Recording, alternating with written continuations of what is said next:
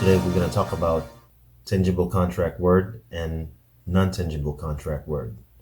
What is a tangible contract word?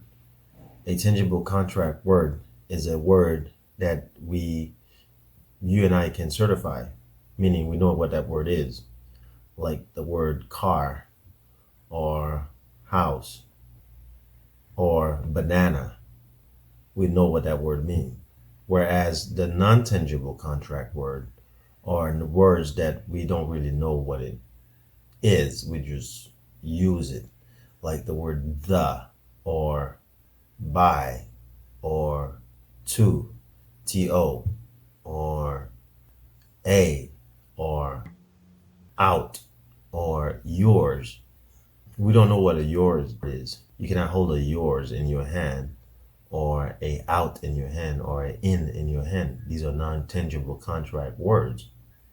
Just like if you would go to a different planet to meet the aliens, and you can tell the aliens that you have a banana in this hand, but you cannot tell the alien that you have a the in this hand.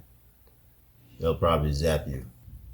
But this is the difference between a tangible contract word and a non-tangible contract word. What would be considered non-tangible contract word and tangible contract word? Well, it would be an adjective would be a tangible contract word. And a adjective is a number 3 in the syntax keys when you perform syntax of a document using the quantum grammar numbering keys.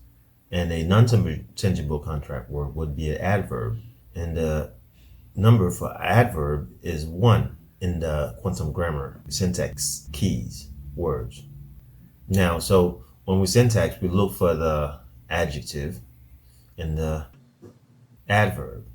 Now, an adverb can never be an adjective, just like an adjective can never be an adverb word.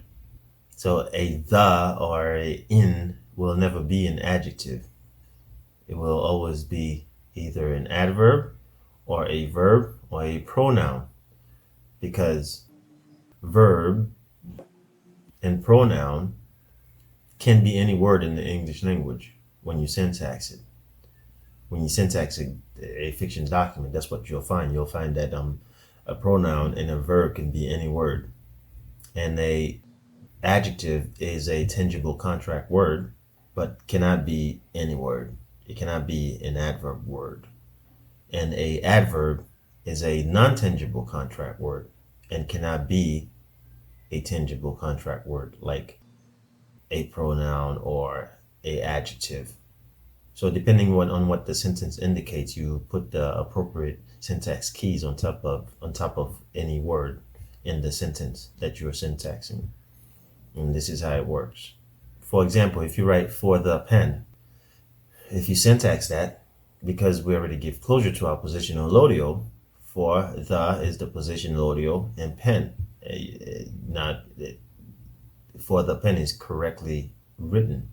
It's written as a fact. Now, if you just put the pen, well, now it's written as a fiction. The is an adverb modifying the verb pen. So we have a 1 and a 2. But if we write it for the pen, we have a position lodio fact. 5, 6, and 7. You see how that works? Now, if you write for the pen over there, now the sentence is written in fiction.